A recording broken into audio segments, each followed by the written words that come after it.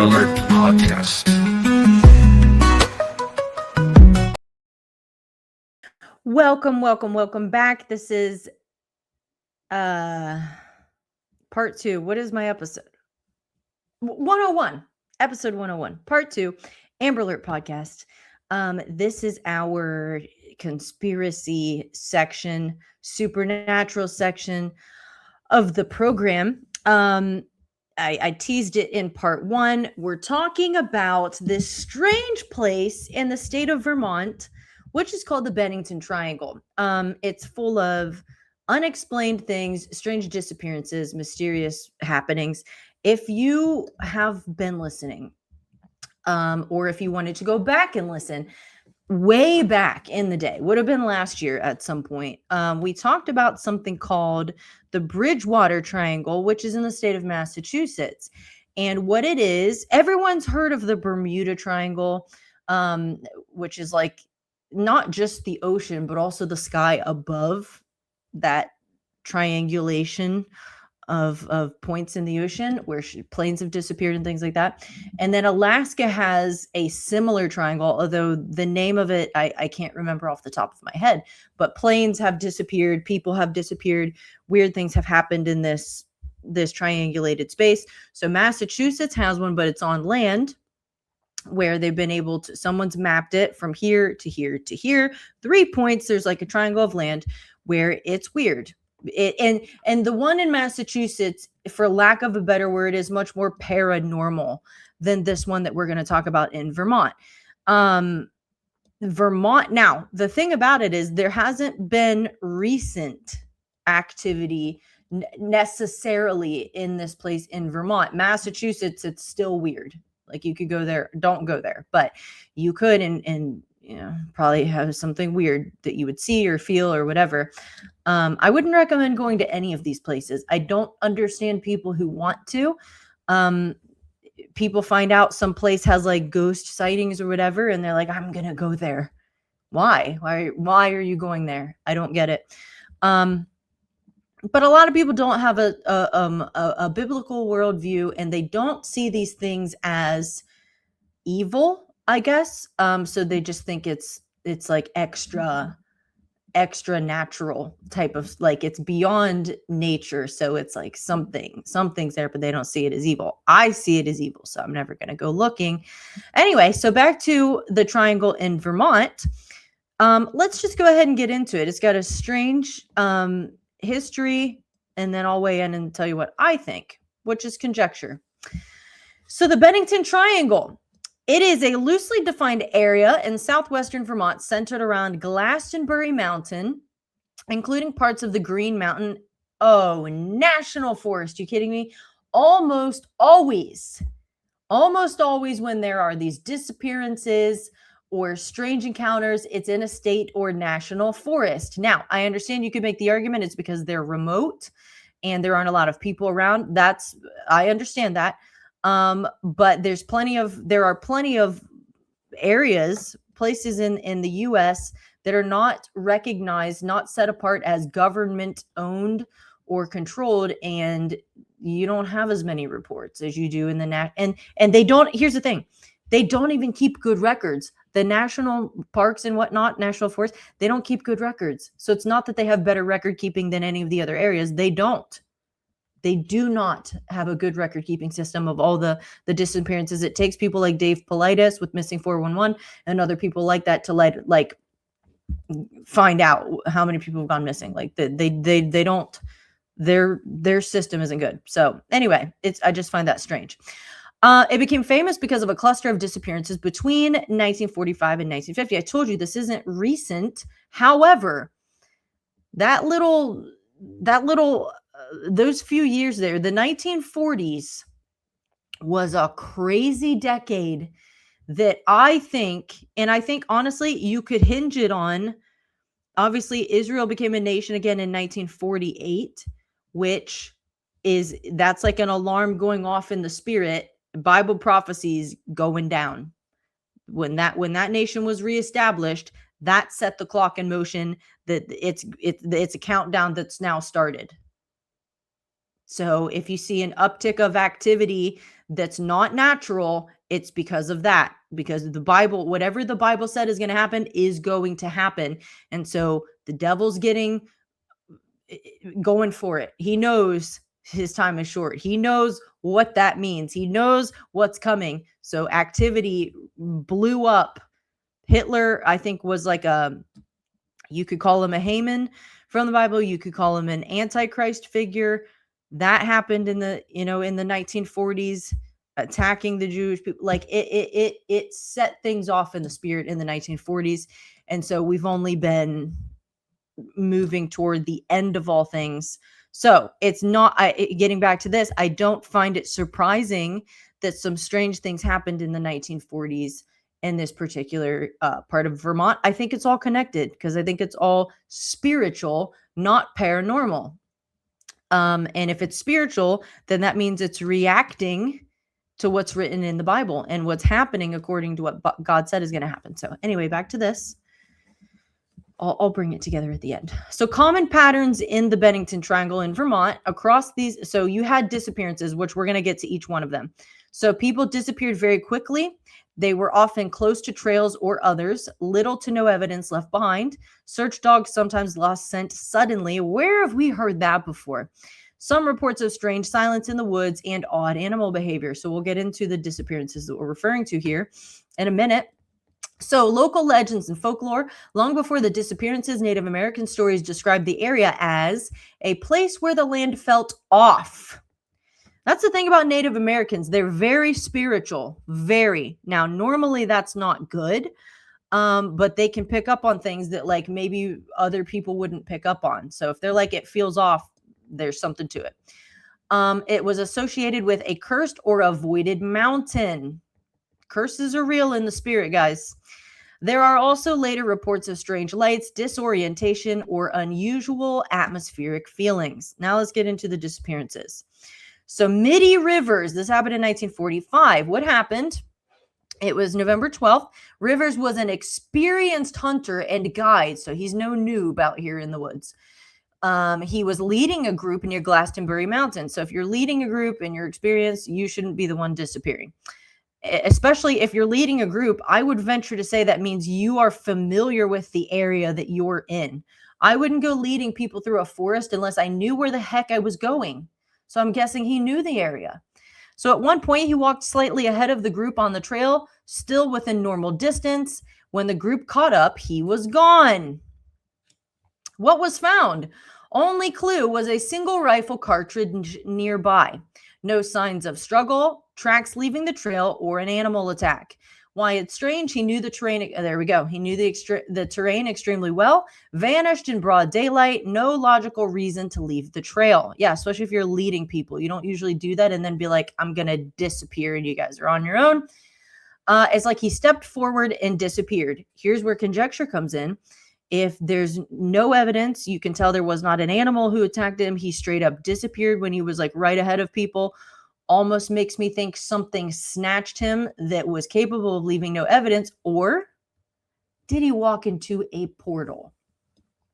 I understand that sounds crazy. If that's the first time you've heard that, I promise you, there's good evidence for it. There are hot spots of supernatural activity. You could even look in the Bible when Jacob laid his head down on a stone and he's Jacob's ladder and he saw the angels of God ascending and descending on it. Now that's obviously, those are the good guys, but that's a point on the earth where it's open to heaven. There's an access point between the natural realm and the spirit realm. And Jacob saw it in his dream. Mount Hermon would be another one, which this is not so good. That's which the book of Enoch talks about it, but also Genesis 6, that's where the sons of God, they descended. Mount Hermon is there in Israel. At the base of that mountain is the cave of Pan. Caesarea Philippi is there, where Jesus just so happened to be when he said, I'll build my church and the gates of hell shall not prevail against it. The cave of Pan has moving water. People would throw pagan sacrifices there. It's a hot spot of supernatural activity. Portals are real in the spirit to allow something from the spirit realm into the natural, and then vice versa. Now, I don't think people are meant to be involved in that. But that doesn't mean that it couldn't happen. Like the guy, I think I was sharing it in the last episode last weekend when the one guy, I forget, I want to say this was in Michigan, but I don't remember, so I don't want to say for sure. He was following what he said was a Bigfoot or a Sasquatch or whatever, moving behind it. You're going in the same direction he saw it go. And he said, I swear I stepped into another world. He said, 1 minute I'm in the woods, which I'm familiar with. I know the terrain, I know the ground, I know my surroundings. The next thing I know, I'm in another place. It was darker, it was foggy, it was like wet in the air. It looked, everything about it was different. And he's like, I don't know where I am. So he turned around and walked back the same way he came. And he said, the next thing I know, I'm back in the woods. So that would be an example, in my opinion, of someone walking into a portal, into another realm, which is how I think when people say they see Bigfoot.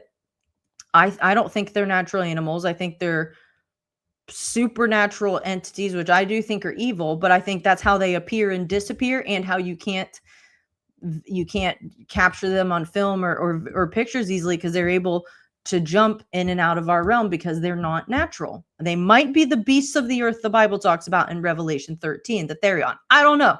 That's conjecture. That is a theory. But I think it checks the boxes in ways that natural explanations can't, because lots of people believe in Bigfoot, but they just think they're like forest animals. I don't.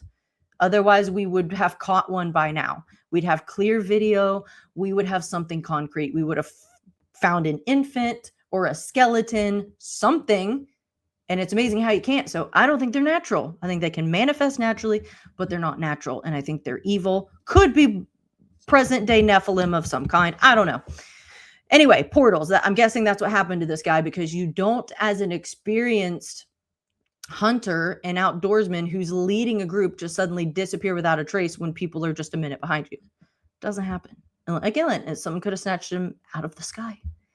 But even that would be harder, I think, than him just like walking into a portal. Next. Second disappearance, Paula Weldon. This was a year later. December 1st, 1946, 18-year-old student at Bennington College. She went for a solo hike on the Long Trail, something I'll never do. I'm not even hiking with a group of people, much less by myself. Witnesses saw her walking normally about 100 yards ahead. She turned a bend in the trail and was never seen again. What was found? Nothing. No body, no clothing, no confirmed trace. Why it's strange, multiple witnesses confirm the timeline. Disappeared within minutes.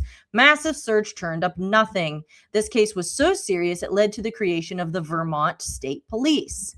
So again, this is not a conspiracy theory. These disappearances are real, and the reason why they're weird is because they're without explanation. You don't disappear into thin air like that. If you get attacked by an animal, you're going to hear screams when people right behind you. You're going to see blood, torn clothing, a bag left behind, something, a kidnapping, even difficult to pull that off with people that nearby. You would think you'd hear a muffled scream. There might be some kind of a sign of a struggle, something, you know what I'm saying? So this is just another one where they disappeared without a trace within minutes. Same thing happened to Marcus Chen when was that, like 2015? Where was that? We just did a thing on it. Yellowstone? I don't know. Tennessee? I don't know. Might have been Tennessee. He was like 17 years old or something. He disappeared within a couple minutes. Like people were right there. And then the next thing you know, bro is gone without a trace. Without a trace. I think that's what Dave Paulides, the missing 411 stuff, that's what led him to make his movies, because he was I think a detective or a cop of some kind, and he noticed when he was like working these cases aren't normal, like something's not right here. So he looked into it. He's like, yeah, there's something to this. So people, again, these are remote areas, but these people weren't always like alone. Sometimes they were, sometimes they weren't. But it's also, we'll get to it before I get ahead of myself. Anyway, so that's her case. Next, Paul Jepson in 1950. So 4 years later, October 12th, 8-year-old boy. Ooh, playing near a truck on his family's farm. His mother stepped away briefly. When she came back, he was gone. What was found? Search dogs tracked his scent from the truck toward a nearby road. Then the scent completely stopped. That is not the first time we've heard this. Why it's strange, no footprints beyond a point, no evidence of abduction, no body ever found. Sudden scent loss is one of the eeriest recurring details. Again, that was the case with Marcus Chen.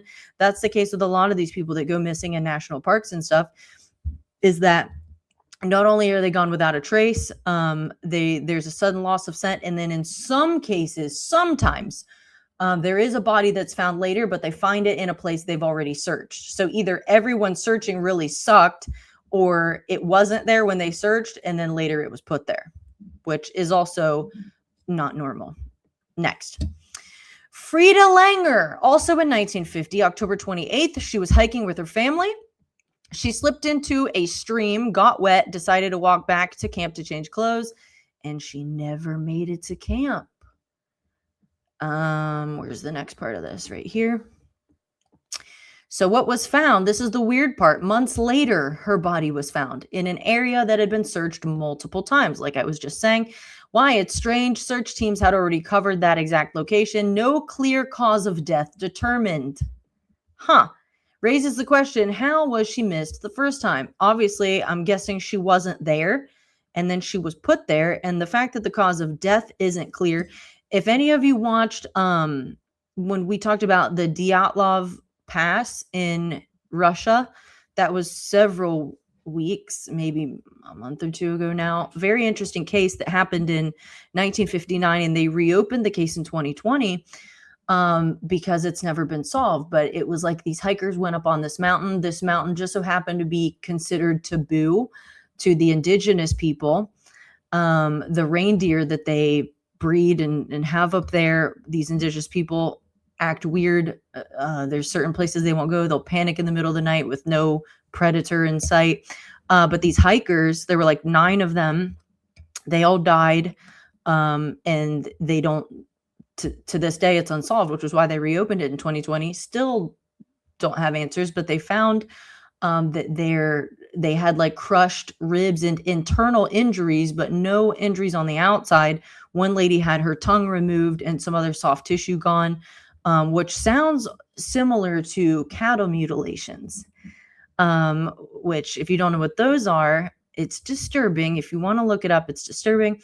But it's when an animal, like normally a cow, but it could be something else, on a farm or a ranch is found, the carcass is found dead. It's usually by itself. The other cattle won't go near it. Also, scavengers won't go near it. Coyotes will eat anything, and there are other critters out there that'll feed on a carcass more often than not. Nothing will go near it. And when they go look at it, they call the cops always because they're like, something killed my cow, which was thousands of dollars. Calling the cops in. Cops have called in veterinarians, and they don't know what happened because there's no blood on the outside of the animal. There's no drops of blood around the carcass.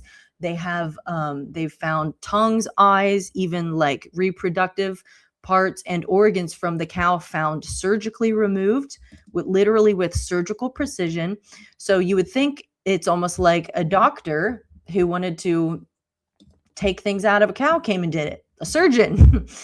And yet they did a very neat job. And they've picked up, they've waved those little, whatever they are, those little devices that pick up like radiation, waved them over the carcass, and they've picked up radiation. That doesn't make sense. There's no disturbed ground around it, no tire tracks, no footprints.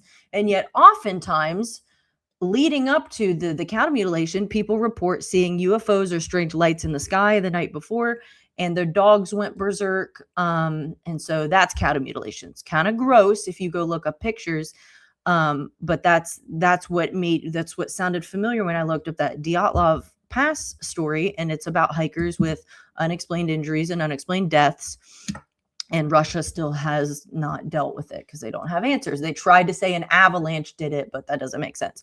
Also, the tent was cut from the inside. The whole thing's weird. You should go listen to that episode. It was a month or two ago. I think it was this year. I don't think it was last year. Anyway, so this boy disappeared. Next one.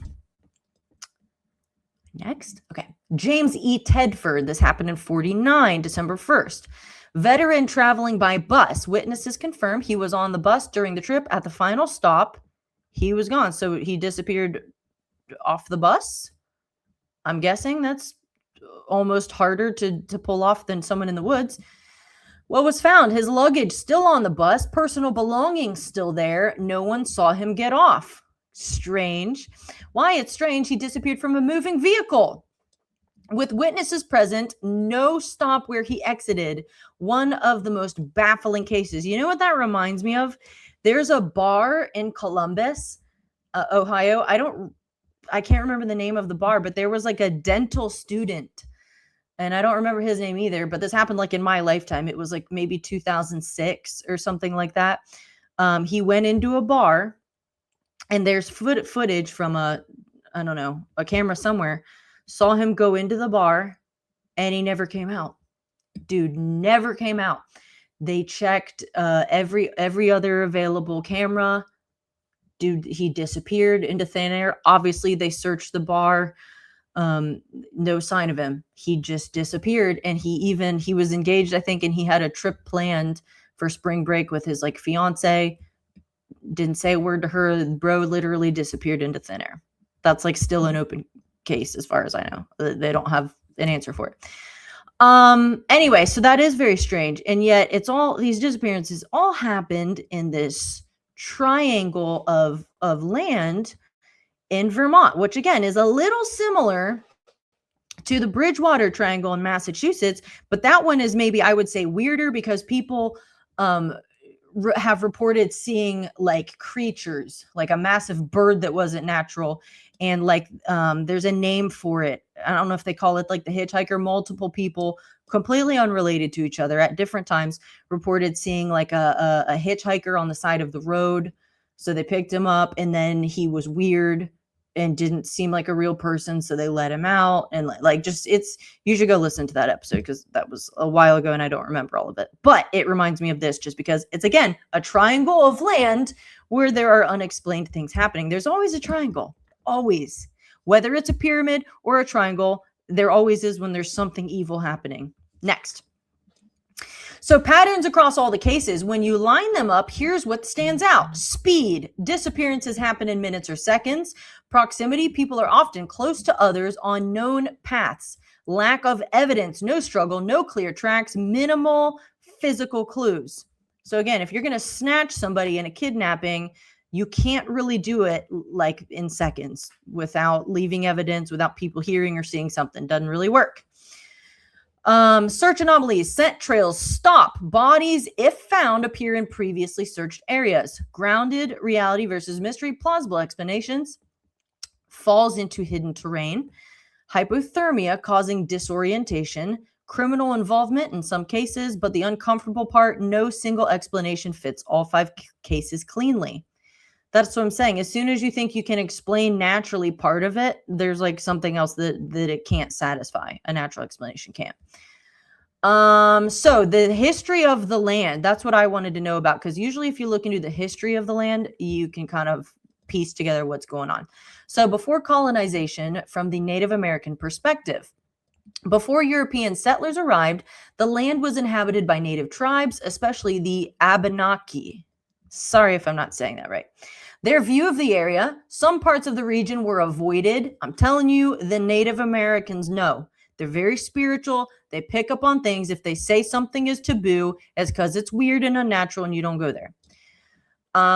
It was described as a place where spirits were active. See, the land felt not right. So somebody's picking up on some vibes that are off. There are oral traditions suggesting the mountain was considered cursed or dangerous. Certain areas were not used for long-term settlement.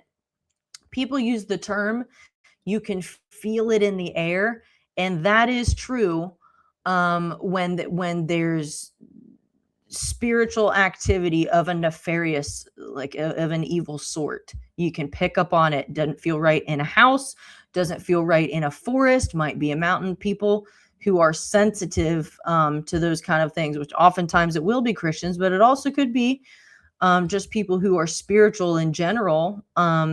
They can tell something's going on here. So the town that failed, Glastonbury, established. It sounds English, Glastonbury.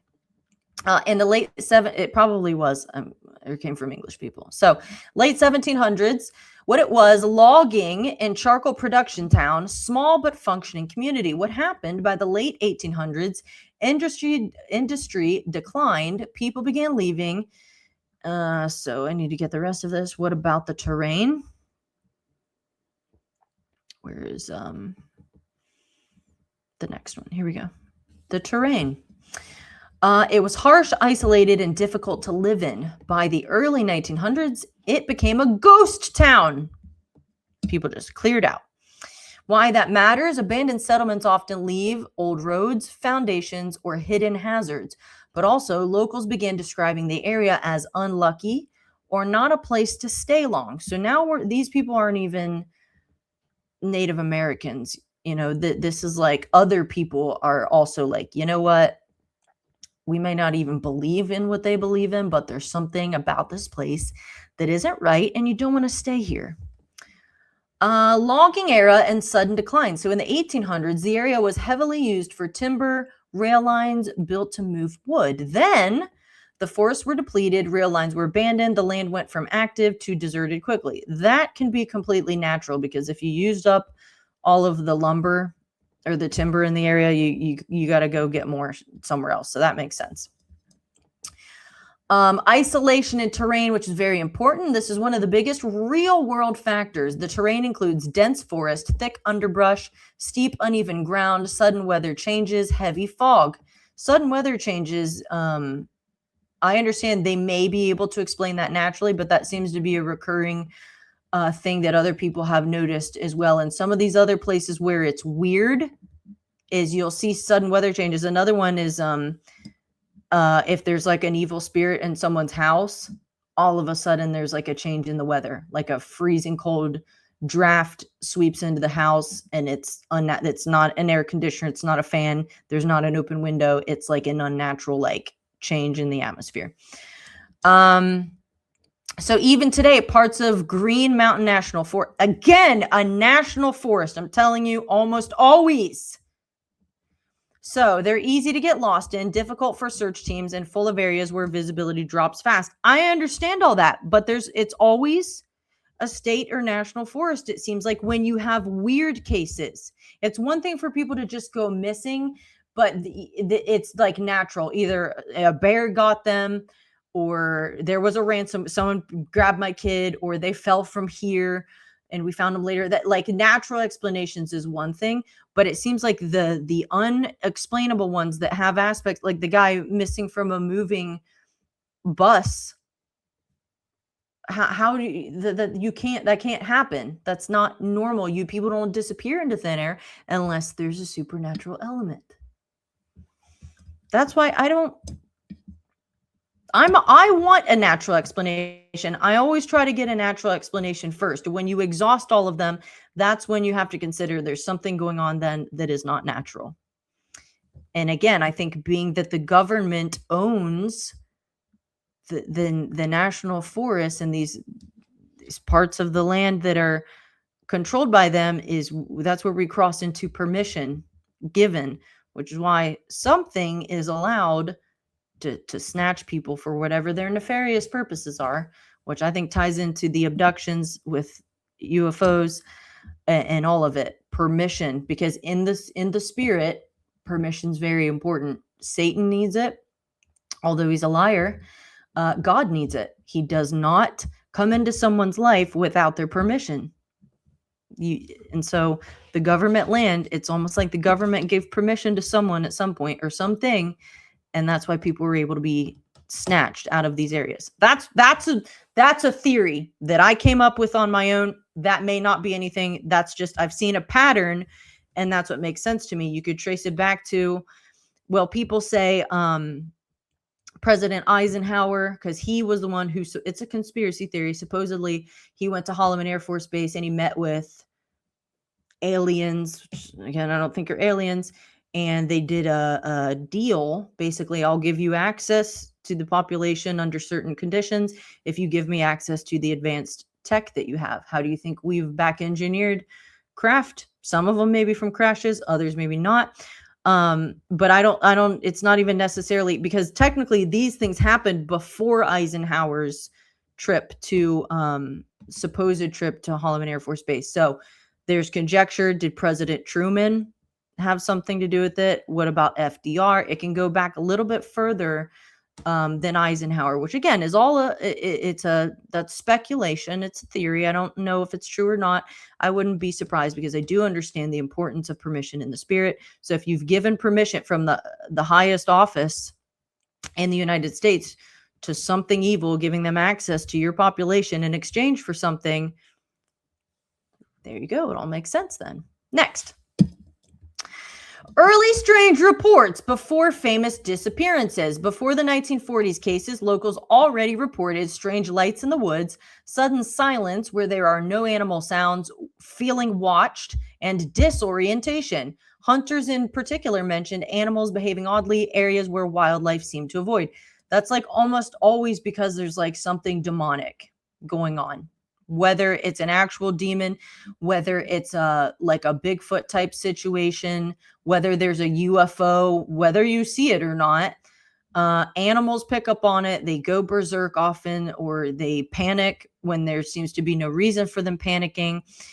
And then feeling watched or disorientation. Sudden silence is another one that people have said, like when we talked about the Dogman phenomena, that was last year at some point, people who saw one reported that like it was eerily silent, unnaturally silent. Like normally if you're near woods, you're going to hear birds, you're going to, you might hear crickets. There's sounds because there's nature that's like alive. You're going to hear sounds, and then all of a sudden it's like an unusual, unnatural silence, and you pick up on that because you're like, well, hold on, this doesn't seem right. And then people saw something, and then lights in the sky. I would move to orbs before UFOs, but sometimes those things are connected. Orbs also, like we talked about in the last episode, a lot of people who've had Bigfoot encounters, there were orbs involved as well. So something not normal. Next. From the 40s to the 50s cluster, the peak mystery period, multiple disappearances. Those are the ones we talked about, all within the same general region. This is where the area gained its reputation as a triangle. I'm telling you, it's always a triangle. It's satanic. There's always, people get into the occult, you see triangles. It's just like what it is. But here's the part that sticks out. Even considering all that, there are still things that don't fully fit. People disappearing within minutes of being seen, scent trails ending abruptly, bodies found later in already searched areas, local history of the land being avoided even before settlers. So again, it's not like somebody brought it with them. Something was already there that people who moved in there picked up on. And again, I'm not aware of any more recent issues. This was literally like strictly in the 40s into 1950. But which, like I said, the 1940s was a crazy decade full of an explosion of supernatural activity. That's when, Roswell happened. We dropped the atomic bombs, which may have triggered. That's what L.A. Marzulli thinks, which he'll admit it's a theory. He thinks, though, that so we dropped them, what was that, 1940? Was it 47? Was it 46? 45? I don't know. Anyway, it was like not long after we dropped those, that's when the Roswell thing happened. And Roswell, where that disc crashed, was where the 509th bombing group was stationed. Like I was talking about in part 1, they were the only ones on planet Earth at the time with nuclear capabilities. They're the ones who dropped the bombs. So then you have this UFO that crashes at Roswell. Was it a crash or was that intentional? But that's what kicked off really the whole UFO thing, and it comes on the heels of a nuclear event. So Marzulli thinks, which I'd consider him having better, I guess, ideas than anybody. I wouldn't listen to someone like Stephen Greer, not that he's stupid, but he's been in the occult. He's into meditation. So you're deceived because you've probably channeled spirits. So I want to listen to a Christian with a biblical worldview, because at least I know they're not listening to demons. So Anyway, Marzulli thinks that if a nuke goes off, which could happen, it could happen, like we're in this thing with Iran, it could happen. If a nuke goes off, he thinks that might trigger the arrival of these aliens, which again, don't believe they're aliens. But everyone will be in a state of fear. Oh my gosh, nuclear war. Everyone knows what that means. The entire world will be in panic and in fear. So that's the perfect time for something to come in and say, hey, we can take care of this situation. We're actually here to keep you guys from destroying yourselves. We seeded you here. We made planet Earth, and now look, you're on the brink of destroying the planet and destroying each other. So we're here to handle the situation. And people will be looking for any kind of reassurance with nuclear war going on. So that would make sense. So I don't know. Here's the thing. Satan doesn't know. Like I was talking about, Israel becoming a nation again in 1948 turned that prophetic time, like the countdown, that's what clicked it on. The reestablishment of that nation, according to Bible prophecies, what moved everything into like now the prophetic, the countdown's on. So Satan, knowing we're leading up to the Holocaust, all of that leading up to what ends up happening with Israel, was almost like alarms going off in the spirit. Like it's about time. Satan doesn't know the end from the beginning like God does, but he can read the signs of what's happening prophetically and then act accordingly. So the 40s was just a crazy decade full of like events signaling the end times, which we're at the 80 years would be 2028.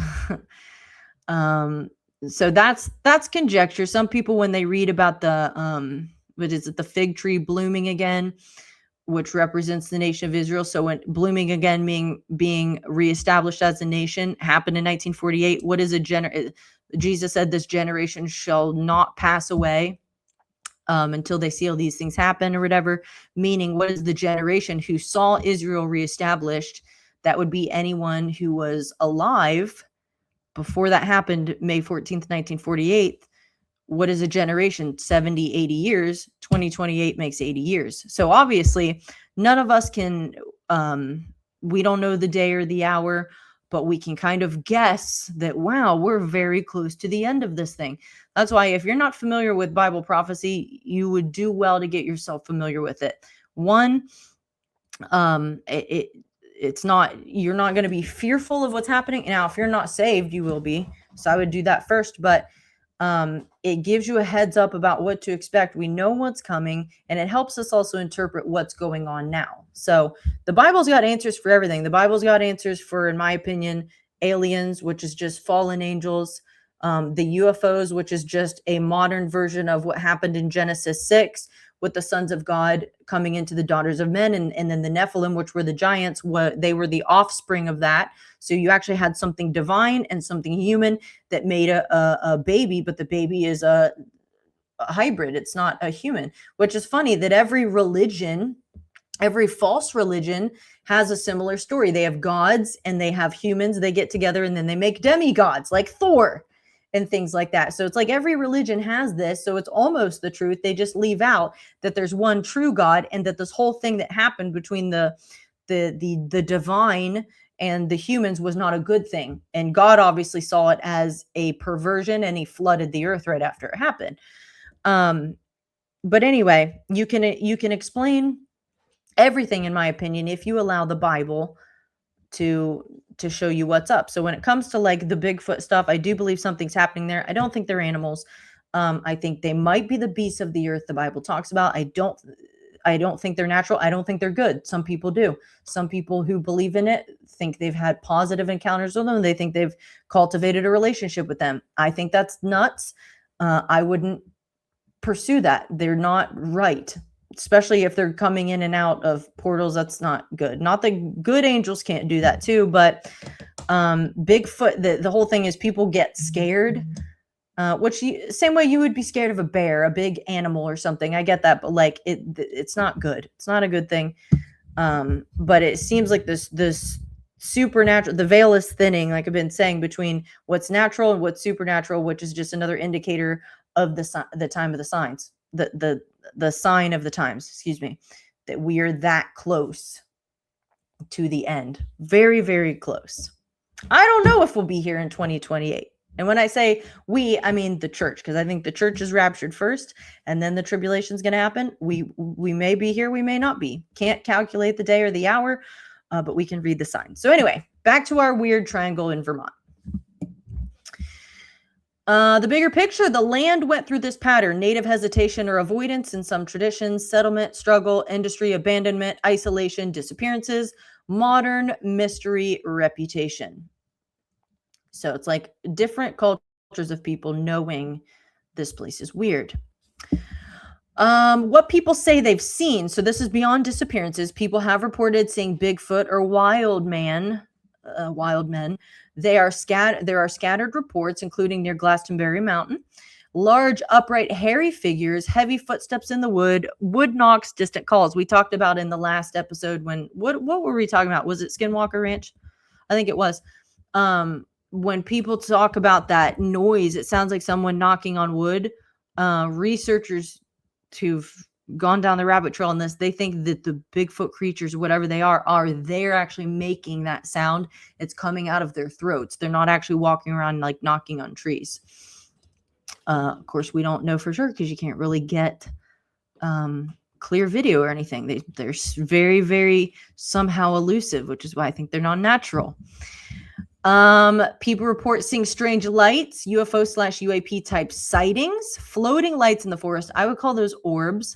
Lights moving silently through trees, occasional skylights over the mountains. Those could be UFOs, but anything kind of like floating or in trees, I would call an orb. Possible explanations: atmospheric light phenomena, distant aircraft reflections, rare natural electrical effects. Unlike places like Hestelin, this is not heavily studied or consistent. So seems to be not as prevalent here as in other places like Skinwalker Ranch or Bridgewater Triangle in Massachusetts, some of the places in Alaska, that type of thing. So disorientation or something feels off. This is one of the most common and consistent reports: sudden confusion, losing sense of direction, feeling watched, woods becoming unnaturally quiet. Hunters especially have reported areas where animal sounds completely stop. Yeah, see, that's not natural. This one matters. Animals going silent is a real biological behavior when a predator is nearby, something unfamiliar is detected. Yeah, so again, not the first time that we've heard that. If you have normal animals with you or around you and they act like something's up, then something's up. They've got senses that are a little bit different than what people have. Animal behavior. So some reports include dogs refusing to go certain directions, livestock acting nervous near forest edges, wildlife avoiding specific areas. That literally, when I read this, I just binge watched my favorite movies, the Lord of the Rings trilogy and the Hobbit movies, but I was watching the extended versions, and that reminds me of, if you've watched The Return of the King, the third one in the Lord of the Rings trilogy, there's the mountain where Aragorn and they end up going in, and that's where the dead army is, who's like still alive. But horses were acting up, and someone said, why are the horses doing this? And they said, oh, they get uneasy near the base of the mountain. And then Aragorn or whoever was like, well, why? And then who's that guy? Carl, whatever his name is, with the big nostrils. He said, no one who ventures in there ever returns. He's like, that mountain is evil. So anyway, that's a movie, but that's what it reminds me of when I read this, that there's like, if you're walking with your dog or something and all of a sudden your dog refuses to go a certain direction, something's up. Could be a natural explanation, but there may not be. So if your animals are acting weird and they just won't go someplace, kind of should tip you off. There's a reason for it, and maybe I also shouldn't go there. Next. So Forests in the Bennington Triangle, like I said, it's a national forest. So it's federally protected national land. It covers hundreds of thousands of acres, includes parts of the Bennington Triangle region. So obviously it spans beyond that, but that portion is in a national forest. So one other thing is the dead air or silence effect, which we read about, that there's no wind, no insects, no birds, unnatural. And yet not the first time we've heard it. It's like a recurring thing when you look at any cases like this in weird areas. People getting turned around fast. So not just lost, but sudden disorientation. People feel like they're walking straight, but aren't. The trails seem to shift. So it's like an acid trip. Landmarks don't line up. Possible causes, magnetic variation in the area, minor but real. Dense, repetitive terrain, everything looks the same. Fog plus low visibility. Even experienced outdoors people have reported this. So you could make a case for natural explanations, I suppose. Or it could be something else. Compass direction issues reported, not proven. So some anecdotal reports claim compasses behaving oddly, difficulty maintaining direction. Not scientifically confirmed as a consistent anomaly. It could be human error, terrain confusion. It still comes up enough to be worth noting. But again, that's consistent with other areas where, like Skinwalker Ranch being one of them, and some other places where people encountered whether a UFO was around or they went to a specific area where they knew it was a hot spot for all kinds of activity like that. They had fully charged batteries in their cameras and they suddenly drained. Equipment won't come on. It won't work like it's supposed to. So that's similar to what we're seeing here, is that compasses are not working. Almost like you just walked into like a cursed, it's almost like a Twilight Zone episode is what it's making me think of. Like all of a sudden you're in a place that is confusing you and it's turning you around and you're starting to panic because you're like, what's happening? I'm not drunk and I'm not doing LSD. So all of a sudden, like, I'm disoriented. My compass isn't working. I don't know if I can get out of here. What's going, kind of like inducing panic almost is the vibe I'm getting, which is not of God. So the last seen normally pattern, almost every major disappearance shares this. The person is seen acting completely normal. They're not panicked or they're not lost. Then within minutes, they're gone. This is different from typical wilderness cases where people are already in distress or they're visibly off track. So it's like something snatched them or they suddenly just disappeared into thin air. And the last thing, they found where they were found where they already searched problem. This is one of the most debated issues. That was Frida Langer. They'd already searched multiple times, and then later her body was found in the same general location. Not the first time I've heard that either. There was the one guy who, what did he go after? I forget. He like got on a quad or a four-wheeler to go check something out. I don't know if he had traps set on his land or trail cam something. He went off on his four-wheeler to go check something and like never came back. And I'm pretty sure it was on his land. And then, so obviously his wife calls, cops, everyone. There's like search and rescue. They searched everywhere.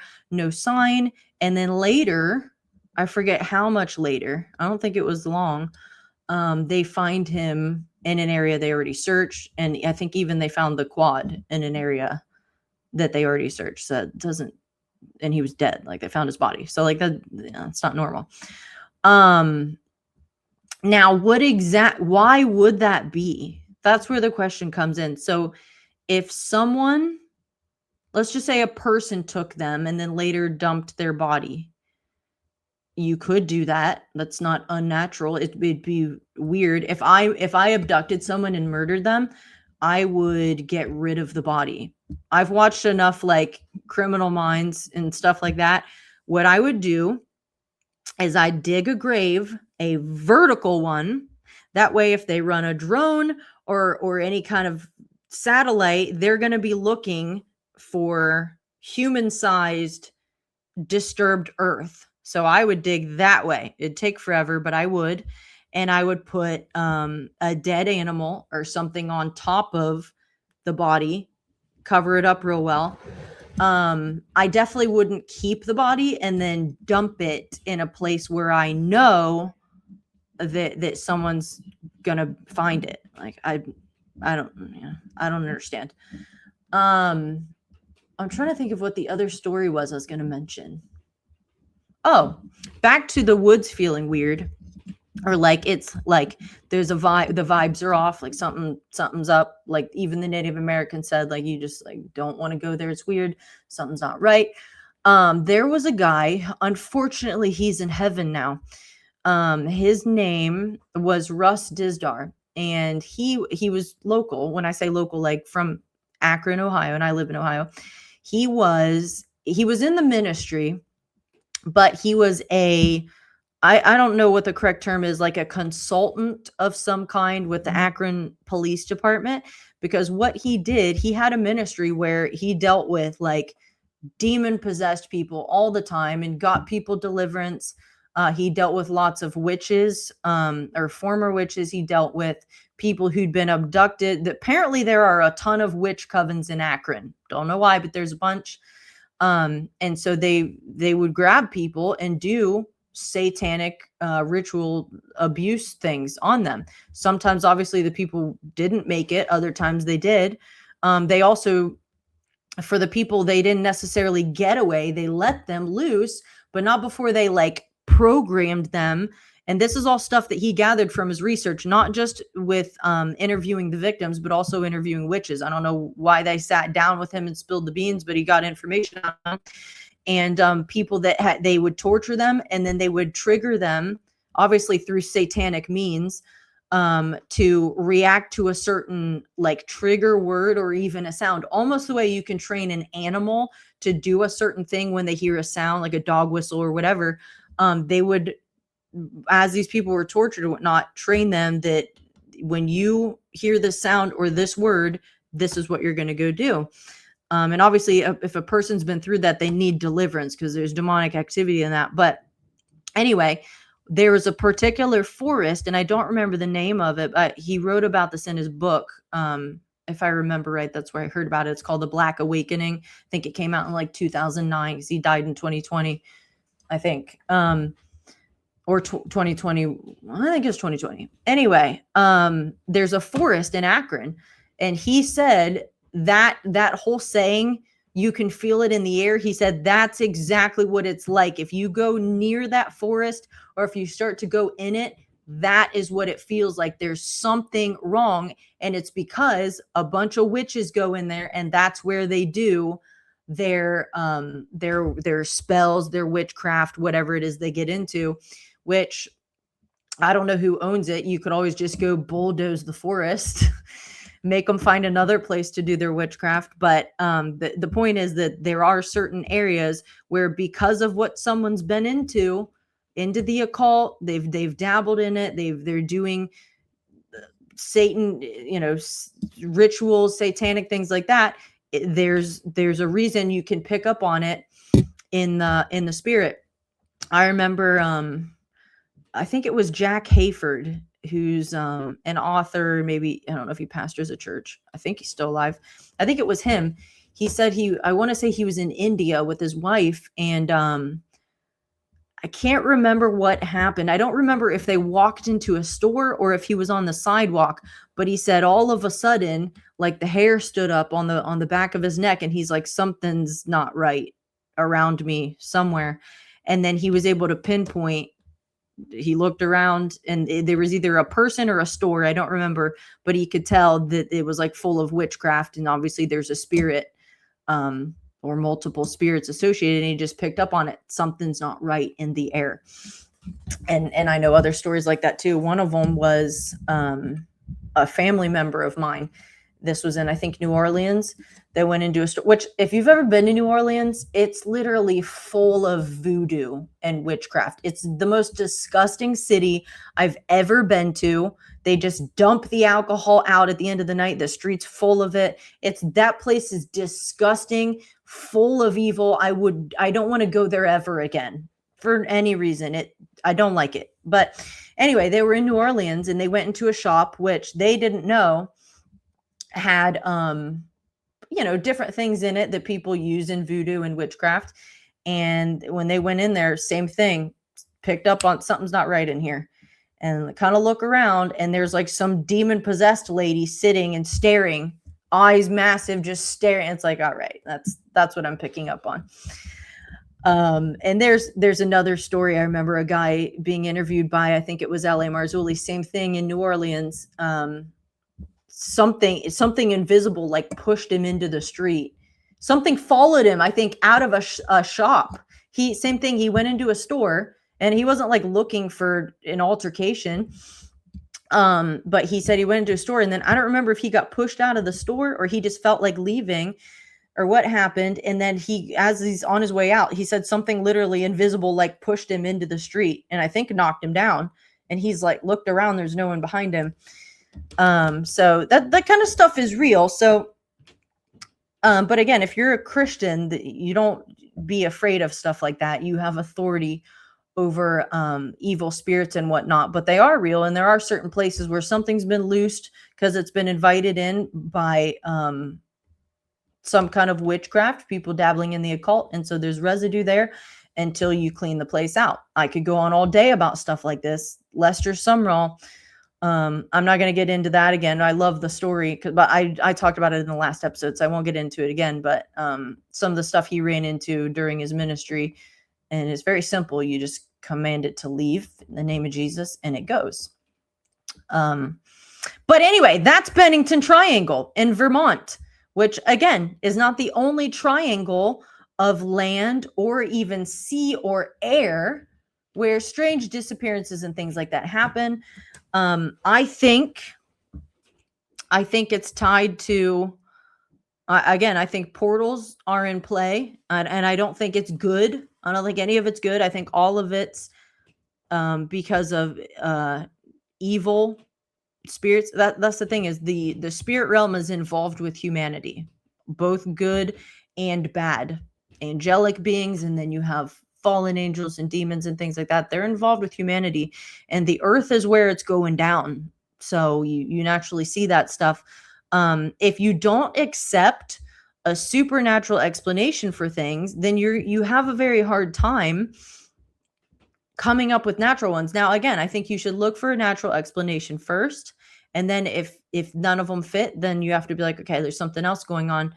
But if you allow the Bible to shape your view, if you interpret what you're seeing through the lens of the Bible, I wholeheartedly believe you get all of the answers. You can explain what's spiritually happening.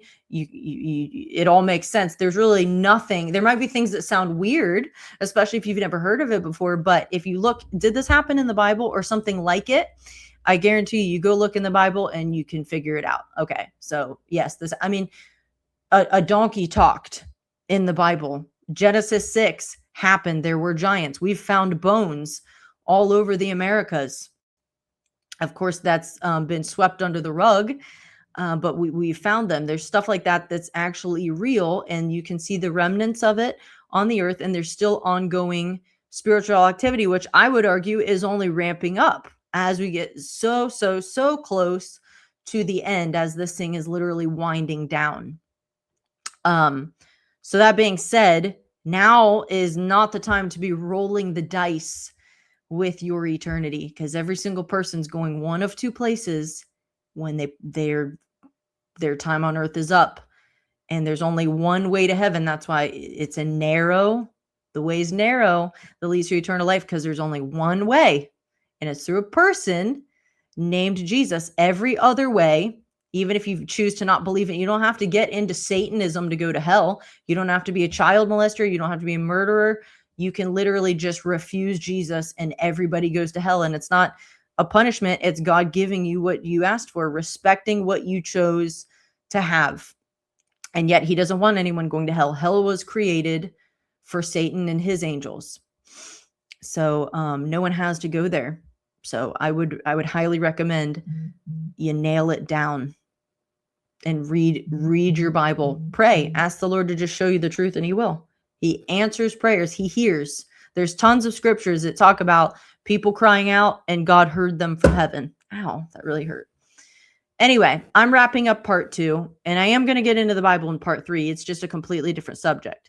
So let me pop these up, and then I'm going to end this. It's 6:55. I'll come back at 7:05 and do part 3. We are going to get into the Bible. These are the ways to find me, contact, follow. Please subscribe if you listen on Substack or Rumble or something like that. I genuinely don't care about YouTube because they're communists and I have strikes on my account. So it's whatever.